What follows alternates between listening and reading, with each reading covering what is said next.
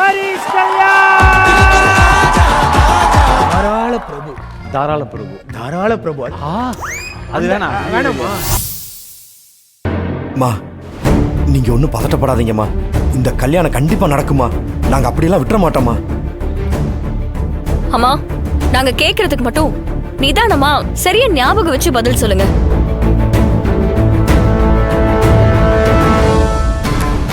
உங்க பையன் இங்க இல்லங்கிறதுக்கு, அதாவது அவரு இறந்துட்டாருங்கிறதுக்கு கண்டிப்பா அரசாங்கத்துக்கிட்ட இருந்து, அதாமா மிலிட்டரியில இருந்து ஏதாவது டாக்குமெண்ட் இல்லனா லெட்டர் மாதிரி ஏதாவது கண்டிப்பா கொடுத்திருப்பாங்கல்ல.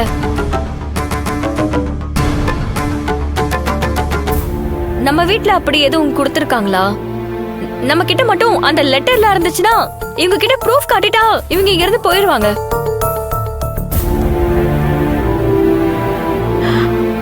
ஆதாரமா என்கிட்ட இருக்கு.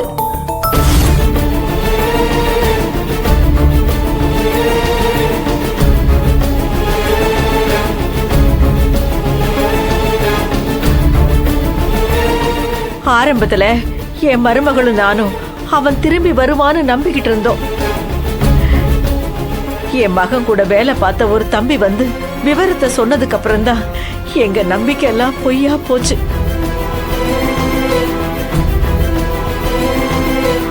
அப்ப அந்த தம்பி ராணுவத்துல இருந்து என் பையன் தவறிட்டான்னு ஒரு கடுதாசி கொண்டு வந்து கொடுத்துச்சு.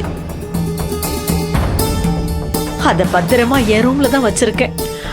அது மட்டும் இல்ல, அவன் போட்டோவையும் சேர்த்து வச்சிருக்கேன்.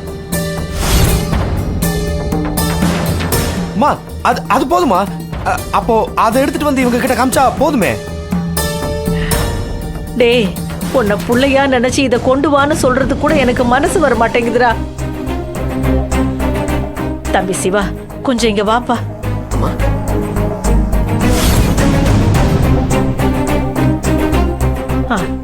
இந்தாப்பா சாவி. வீட்டுக்கு போய் என் ரூம் அலமாரிக்கு பக்கத்துல ஒரு இரும்பு பொட்டி இருக்கு. அதுல அந்த தம்பி கொடுத்த பேப்பரும் என் பையனோட போட்டோவும் இருக்கு. அத கொஞ்சம் சீக்கிரம் எடுத்துட்டு வாப்பா. இந்தா. சரிம்மா. ஐயோ, இவர் போய் டாக்குமெண்ட் எடுக்கிறப்ப போட்டோவை பார்த்துட்டா மொத்த கதையும் முடிஞ்சிருமே.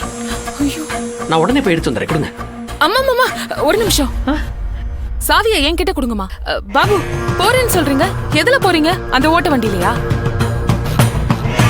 அது வரப்போவே 2-3 வாட்டி ஆஃப் ஆகி தள்ளிட்டு தானே வந்தீங்க. அதுல எப்படி போவீங்க? இப்ப என்ன, அவசரமா ஃபைல் எடுத்துட்டு வரணும், அவ்வளவுதானே? அம்மா, சாவியை என்கிட்ட கொடுங்கம்மா. நான் ஆட்டோல போய் எடுத்துட்டு வரேன். கொடுங்க. எதுக்கு நீங்க ஆட்டோல போகணும்? சிவா வாங்க, கார் இருக்கு, கார்ல போலாம். சரி சார். அண்ணே, நீங்க எங்க போறீங்க? கல்யாண மாப்பிள்ள மண்டபத்துக்குள்ள வந்துட்டா கல்யாணம் முடியற வரைக்கும் வெளியே போகவே கூடாது. அம்மா, இதெல்லாம் நீங்க சொல்ல மாட்டீங்களா? இப்ப என்ன, அந்த ஃபைல வீட்ல இருந்து எடுத்துட்டு வரணும், அவ்வளவுதானே? நீங்க எல்லாருமே இங்கேயே இருங்க. அண்ணே, அந்த சாவியை கொடுங்க. இந்தாங்க தம்பி. செல்வி வாங்க போலாம். சரிங்க, நாங்க இப்போ வரோம். பாத்துமா.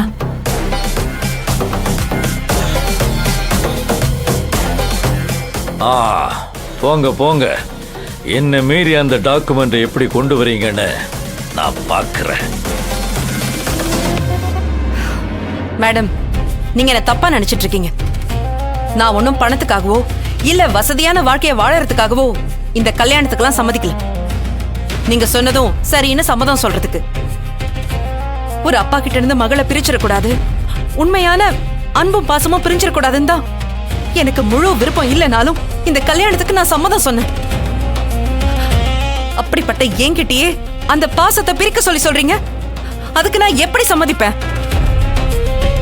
நீங்க என்ன மிரட்டினாலும் நான் பயப்பட மாட்டேன். வாசு சார் கிட்ட இருந்து திவ்யாவை யாராலையும் பிரிக்க முடியாது. நான் பிரிக்கவும் விட மாட்டேன்.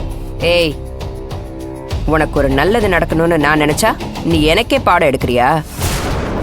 இங்க பாரு, நீ அந்த வாசுவை கல்யாணம் பண்ணாலும் சரி, பண்ணலனாலும் சரி, இல்ல அந்த வாசு வேற பொண்ணை கல்யாணம் பண்ணணும்னு நினைச்சாலும் சரி, இதுதான் நடக்கும். திவ்யாவை அவங்க தாத்தா கிட்ட ஒப்படைச்சாதான் எதுவுமே நல்லதா நடக்கும். பெத்த அம்மா அங்க புள்ளைய பிரிஞ்சு கஷ்டப்பட்டுட்டு இருக்கா. அவகிட்ட குழந்தைய ஒப்படைக்காம அவளை அபகரிக்கிறதுக்கு கல்யாணங்கிற பேர்ல திட்டம் போடுறீங்களா? நீ மட்டும் நான் சொன்ன மாதிரி வாசு கிட்ட இருந்து லெட்டர் வாங்கி கொடுக்கலன்னு வெச்சுக்கோ, உன்னை இங்க இருந்து வெளியவே போக விட மாட்டேன். வெளியே இருக்க உன் குடும்பத்தையும் சும்மா விட மாட்டேன். ஏய், யார் சும்மா வெளியே கதவு தட்டுறது? உள்ள விசாரணை போயிட்டு இருக்குல்ல, டிஸ்டர்ப் பண்ணிட்டே இருப்பீங்களா? சொல்லிக்கிட்டே இருக்க. யாரு? வினோ, வினோ. அம்மா, அம்மா, முகூர்த்தத்துக்கு நேரம் ஆகிக்கிட்டே இருக்கு. நீங்க பாட்டுக்கு விசாரிச்சுக்கிட்டே இருந்தா எப்படிம்மா? வெளியில ஆளுக்கு பேச ஆரம்பிச்சிட்டாங்க. நீங்க கேட்ட ஆதாரத்தை எடுக்க ஆளுங்க வீடு வரைக்கும் போயிருக்காங்க. இப்ப வந்துருவாங்க. அதுக்கு முன்னாடி நல்ல நேரம் முடியறதுக்குள்ள கல்யாணம் நடக்கணும்மா. கொஞ்சம் என் மருமகளை வெளியில விடுங்கம்மா. என்ன போலீஸையே ஏமாத்தணும்னு நினைக்கிறீங்களா? கேட்ட ஆதாரம் வரட்டும். அது உண்மையா இருந்தா உங்க மருமகளை அனுப்பி வைக்கிறேன். அதுக்குள்ள நல்ல நேரம் முடிஞ்சிருங்க. தயவு செஞ்சு நான் சொல்றத கேளுங்க. என் மருமக வாழ்க்கையில ரொம்ப கஷ்டப்பட்டுட்டா. அவ வாழ்க்கையில ஒரு நல்லது நடக்காதான்னு நான் நினைக்காத நாளே இல்ல. அந்த நாளே இன்னைக்கு தாமா வந்திருக்கு. தயவு செஞ்சு அதை கெடுத்துடாதீங்கம்மா. உங்க கால்ல வேணாம் விழுந்து கேக்குறேன். என் மருமகளை விட்டுருங்கம்மா. அத்தை, நீங்க எதுக்கு இவங்க கால்ல எல்லாம் விழணும்? ஏய், இவங்களால நம்மள ஒண்ணுமே பண்ண முடியாது. அம்மா, இவங்க யாருமா இந்த கல்யாணம் நடக்க கூடாதுன்னு சொல்றதுக்கு? முதல்ல இவங்க இந்த மாதிரி விசாரிக்கிறதே தப்பு. இன்ஸ்பெக்டர், இந்த நாளுக்காக அம்மா எத்தனை வருஷமா காத்துட்டு இருந்தாங்கன்னு உங்களுக்கு தெரியுமா? எத்தனை தடைகளை தாண்டி இந்த கல்யாணம் நடக்க போகுதுன்னு உங்களுக்கு தெரியுமா? ஊரே திரண்டு வந்திருக்க. இன்னும் கொஞ்ச நேரத்துல அவங்க கழுத்துல தாலி ஏற போகுது. இந்த நேரத்துல இப்படி அநியாயம் பண்ணிட்டு இருக்கீங்களே. அந்த ஆளு மோசமானவன். அவன் கம்ப்ளைண்ட் கொடுத்தாங்கிறதுக்காக விசாரிக்கிறதுக்கு வந்துட்டீங்களே. அந்த கம்ப்ளைண்ட் லெட்டரோட காப்பி உங்ககிட்ட இருக்கா? அந்த கம்ப்ளைண்ட் லெட்டர் வச்சு எஃப்ஐஆர் போட்டிருக்கீங்களா? அந்த எஃப்ஐஆர் காப்பி எங்க கிட்ட காட்ட முடியுமா? எங்க கிட்ட மட்டும் ஆதாரம் கொடு கேக்குறீங்க.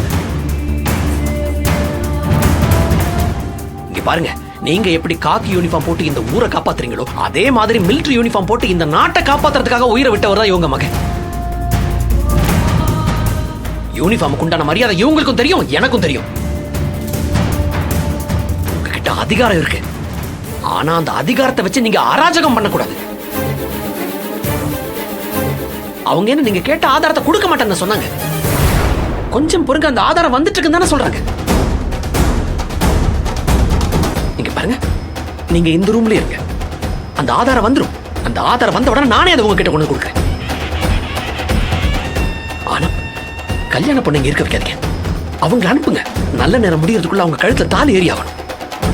ஹலோ, யார் நீ? எனக்கே ஆர்டர் போடுறியா? நான் யாரா? நான் பொண்ணு வீட்டுக்காரன். எனக்கு உரிமை இருக்கு. இந்த கல்யாணத்தை நல்லபடியா நடத்தி கொடுக்கிற பொறுப்பு அம்மா என்கிட்ட தான் ஒப்படைச்சிருக்காங்க. குறிச்ச முகூர்த்தத்துல இந்த கல்யாணம் நல்லபடியா நடக்கணும். ஆதாரம் வந்து சரியா இருக்கான்னு நான் செக் பண்ணாம யாரையும் அனுப்ப முடியாது. தேவையில்லாம போலீஸ் கிட்ட வந்து பிரச்சனை பண்ணாதீங்க. அப்புறம் விசாரிக்க வந்த இடத்துல இடைஞ்சல் பண்ணீங்கன்னு உங்க எல்லார் மேலயும் கேஸ போட்டுருவேன்.